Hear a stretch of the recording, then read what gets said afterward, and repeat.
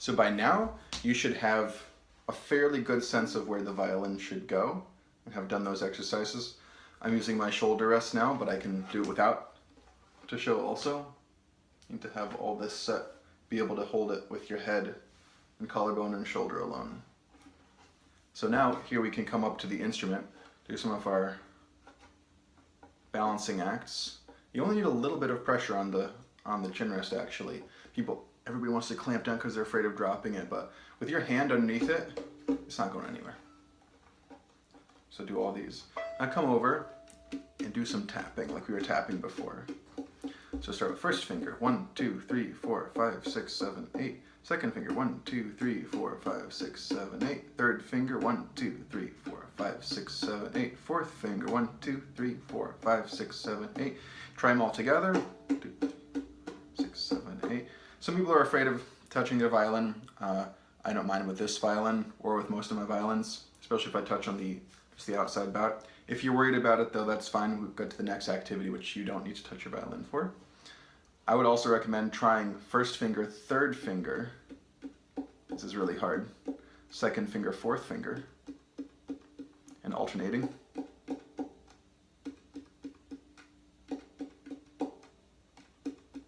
That's nice. Then we can come over and pluck the strings. Pluck the E string because it's the closest. Try second.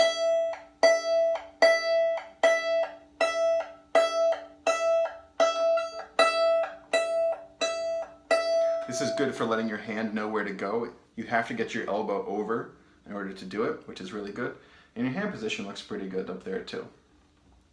Now we get it going to come down into position. So this is a cool way to do it. Find your second finger, tap in between the E string and the A string. So you're right in there between them. Now you're going to bring your thumb over to the other side of the neck right here, just so the tip is sticking up. Look at that. It's not like this.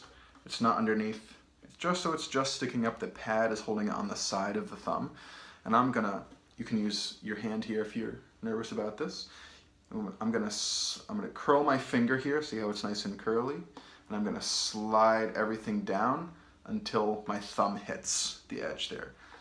Good. And now I'm gonna lift everything up. And there's my violin hold. Look how there's space in between here. You can stick a finger down there. With kids, I can say that the violin is like a boat, and I use a whole pirate metaphor too with fingers. But right under here, this is where there's an otter. He has his home there. And if you squish him, kill the otter. No, don't kill the otter. So make sure you have your otter's home there. Where does the violin balance? That's a really good question here. On the side of the thumb, here, so you can have this rotation. In fact, I can hold it like this. Practice holding it like that. See how long you can hold it there. Can you do it for 30 seconds, for a whole minute? Try to wiggle it up here. Next is on the hand, right here, right where the first knuckle, where the first joint is, right above that. See, here's my knuckle, here's where it's gonna go, right there.